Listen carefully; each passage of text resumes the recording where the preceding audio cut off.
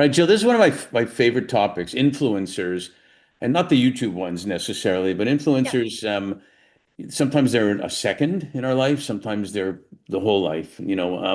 Really quick, my grandfather was one of my first influencers. He and my grandmother, my mom, emigrated from Kyiv years and years ago to Montreal. He Mm. used to take me for walks in the park when I was 5 years old in Montreal, and he talked to everybody that you could relate to. And Yes. one day I just asked him, I called him Zeta, how do you know all these people?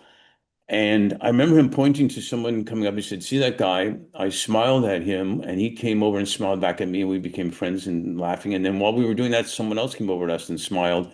And I remember my 5-year-old brain thinking, "Life's going to be great. I just have to smile at people." And Mm. it's stuck, as simple as that may sound, and as naive and wonderful as that was. It's stuck, and it sometimes just takes that, like a hug. We talked about things of that Yeah. nature.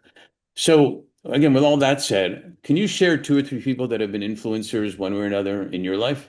Absolutely. I mean, obviously, my dad being the greatest influencer in my life because he loves people. He's always smiling and he's always trying to make people feel good, no matter where we are. If we're at a restaurant, he's talking to the waitress and really Didn't that investing. drive your mom crazy? It honestly didn't because I have to say, my mom has passed away, but I will tell you that she too always had a smile on her face, and loved people.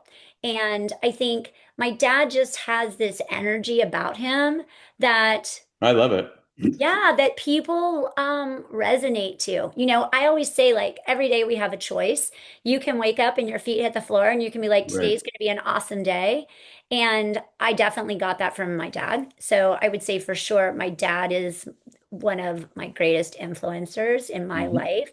I would also say that honestly, um, Blake has been a giant influence in my life because every day he genuinely shows up for me when I need him, no matter the situation. And I say that because he's very short on words.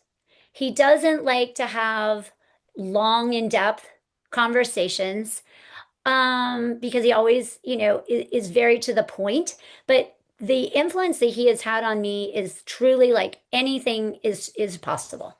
And if we really have a goal and we really know that we're doing the best we possibly can, we surround ourselves with the best people that we possibly can.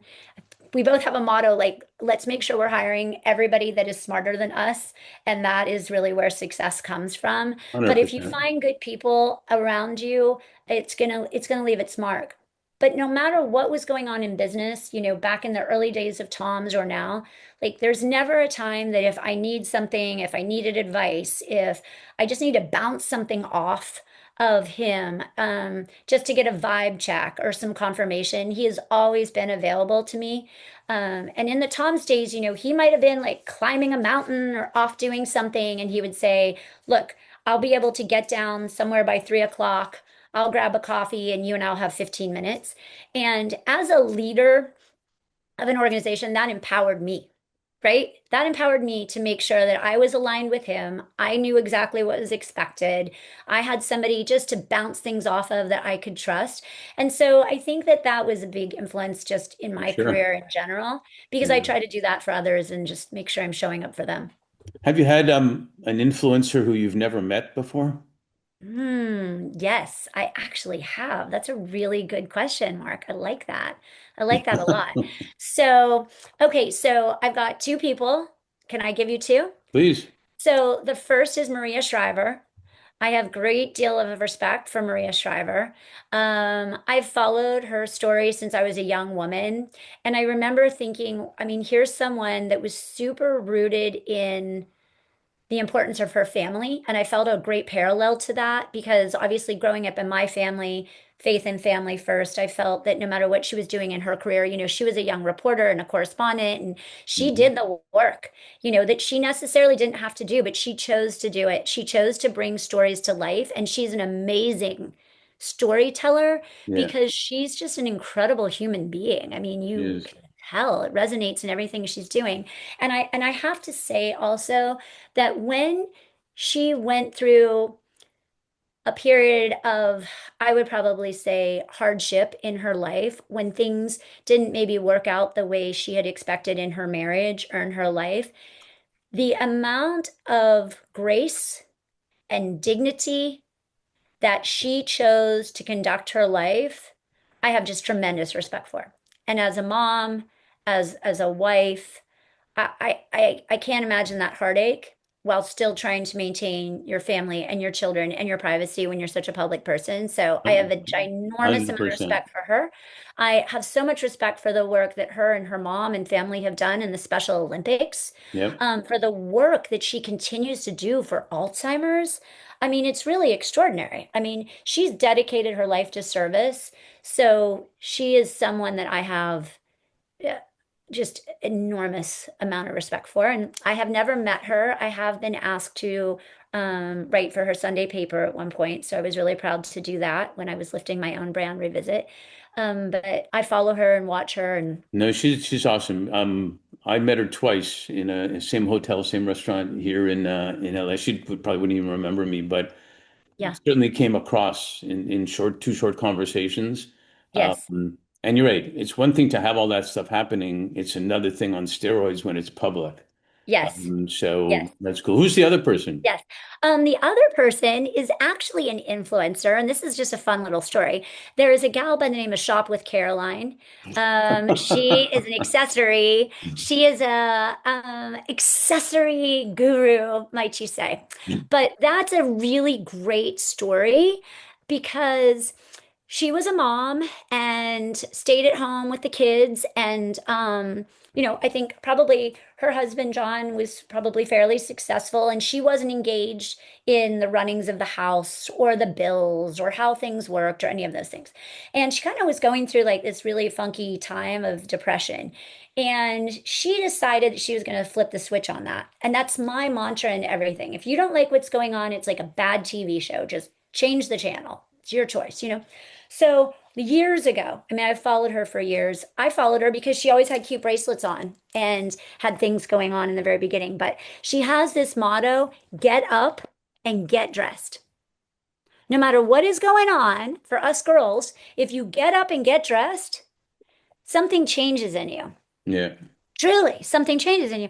And back in the day, I thought, oh, that sounds so simple. Like, get up and get dressed, get up and get dressed. And she was fun and she had good energy. And now she's turned out to be a very well-known an influencer in this space and has built a full career. And she's managing teams of amazing people and she's doing all these speaking engagements. And she has just risen and when you know somebody, or I feel like I know her, but I've never met her, that started and had nothing and didn't know anything about business or communicating or building a team or leadership or dealing with the press and all the things that I may deal with daily. And she has built all of this. I have so much respect for that because she did it. Like, she did exactly what she said. She was going through a hard time. She was giving herself advice, just get up and get dressed. And the difference that that can make in someone's life that needs to hear it is huge, is Yeah, absolutely huge. it reminds me of really quick the general who wrote the book. Basically, the first thing you do is make your bed, Yes, and it's the that's same type of thought process, but right, for girls. Really, I think it's for right, girls out there.